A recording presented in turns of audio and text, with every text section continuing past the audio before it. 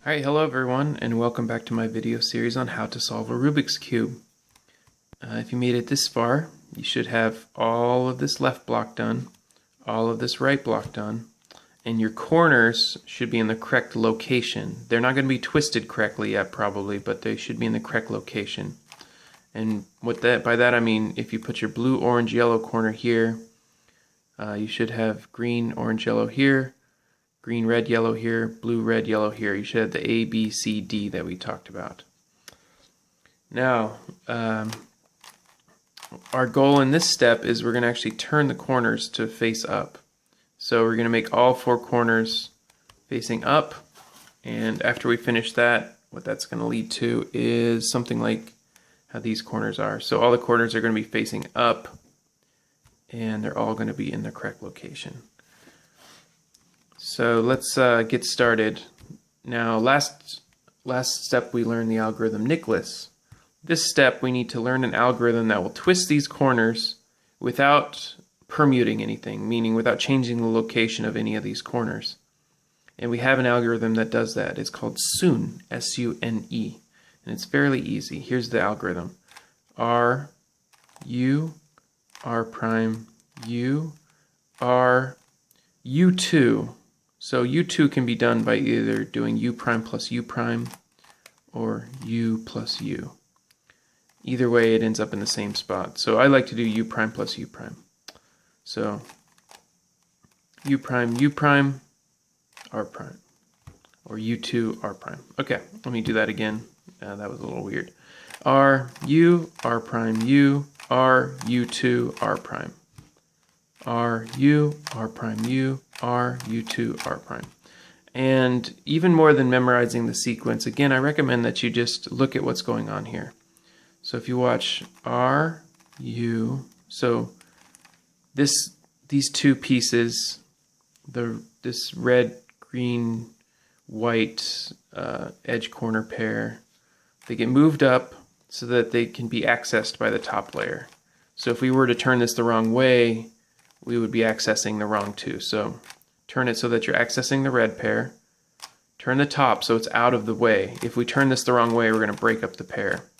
So turn it so it's out of the way, turn this back down, then move it all the way over to this far one. Bring this back up so that it can slide back in, slide it over, and bring it back down. So that's R, U, R prime, U, R, U2, R prime. And now if we do this enough times and in the right sequence, eventually we're going to actually solve everything. So now look, all four corners are solved. There's 8 different ways that these corners can be oriented, meaning twisted. The first way is like this. They're already solved. If you happen to get the 1 out of 8 chance and got lucky and they're all solved, you're ready to move on to the next step. The second way is like this. And this is actually called Sune, this case. This means that if you apply the Sune algorithm, it will be done. The way you recognize Sune is it'll have 1 yellow dot on one of the corners. The other 3 will not be yellow.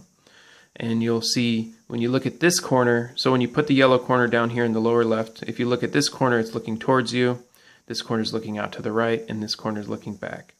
It means that all of these are twisted counterclockwise, and the Sune algorithm is going to twist these 3 clockwise, and it's going to leave this one alone. So when I apply my Sune algorithm, R, U, R prime, U, R, U2, R prime.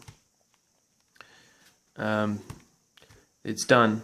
And just a little note, you should figure out which one of these 8 applies to how your cube is right now, and then you'll understand how to do it. But just watch right now and you can see all 8 cases, and eventually you'll figure out which one is yours.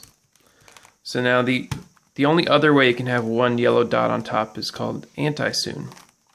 And if we put it in the same spot as we did for Sune, you'll see the yellow's pointed out. And with Sune, this yellow is pointed towards me. This yellow is pointed out, this one's pointed back, and this one's pointed left. And that means they're all twisted clockwise. Clockwise, clockwise. And if we do the Sune algorithm to anti-Sune, it doesn't solve it, but what it will do is actually put it into Sune. So now if I look, It's the same as Sune. So if I apply the Sune algorithm again, it's done. So they sort of all flow into each other, and it always leads to Sune, and then Sune leads to done. Next one. This one is called Bowtie. Bowtie has two yellow corners, and look, they're kind of poofed out like a bow tie, if you think of it like a bow tie. I guess the people who name these things are pretty imaginative. So with Bowtie, what you'll notice is these two corners will be turned different ways. So if I look at this corner, the yellow's pointed towards me. If I look at this corner, the yellow's pointed out. The corner that I want here is the corner that's pointed towards me. And when I have this one pointed towards me, I apply the Sune algorithm. And then I look, and I see I have anti-Sune. So I need to do the Sune algorithm again. And now I look, and I have Sune. So I apply Sune to Sune, and it's done Sune.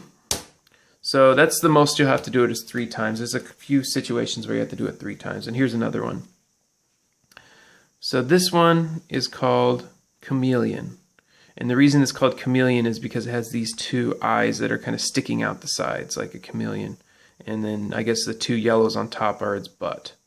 So you have 2 yellows on top, that's the butt of the chameleon, and you have the 2 sticking out the side, and that's the eyes.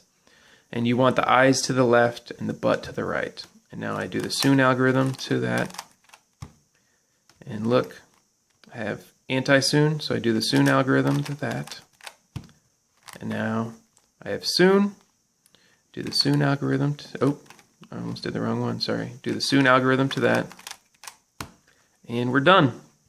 Beautiful. And we're done. Beautiful. Technical difficulties. So the next case is called headlights.